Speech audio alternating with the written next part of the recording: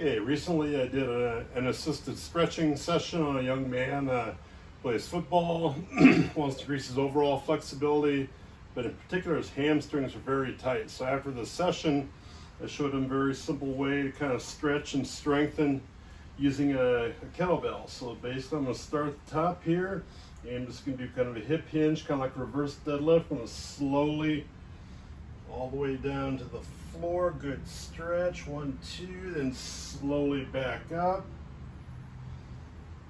There again, you can use this. I've got a 20 pounds, which is pretty light for me. You can use heavier, 30 to 35 pounds. But the idea is we're just working on that full range of motion with a little bit of load. You don't want to just be flexible. You want to be flexible with strength and control. So this is just a very simple way to work on your hamstring flexibility. Not the only way, but it's a good start. I say obviously depending on your strength, what you're trying to do. If you use it as part of a warm-up, obviously you can go heavier with the weight, kettlebell, but there again, start off nice and slow. Another simple way is using the kettlebell, something I saw from Coach Dan John.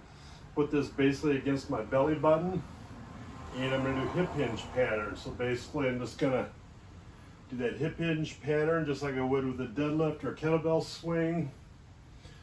Just hinging at the hips, keeping my back in kind of a neutral position. There again, just getting a good stretch on my hamstrings and glutes.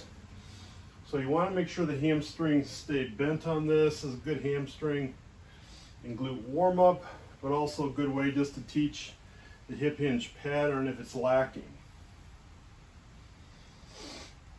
Again, do about 8 to 10 of these, and like I say, you don't have to stick with just the 20 pound depending on your strength. You can use 30, 35 pounds, but a couple good ways to work on hamstring flexibility, combining it with control and strength.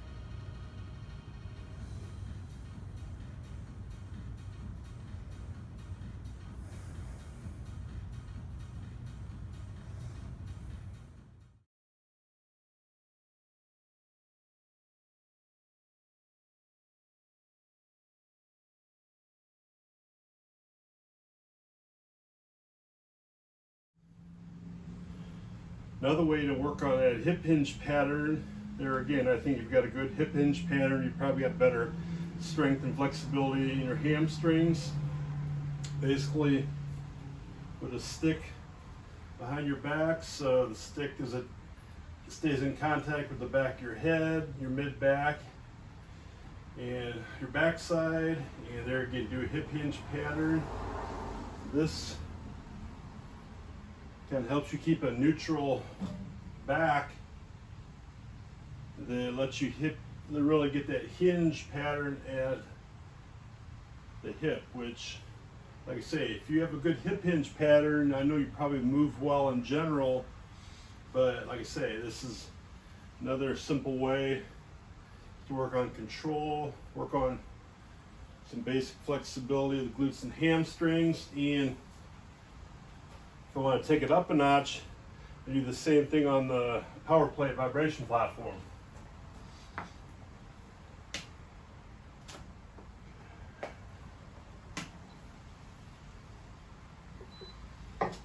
So with the vibration, you're just getting a little extra stimulus to the muscles, really a stimulus to the nervous system. So I add my hip hinge here, There again, I'm not just thinking of leaning forward while staying in contact with the stick, that's part of it, but I'm pushing my butt backwards, which is really what hip hinge is, pushing your butt backwards while keeping your knees bent the whole time. So incorporating the glutes with the hamstring, this is a nice way to teach that hip hinge pattern if you have access to whole body vibration.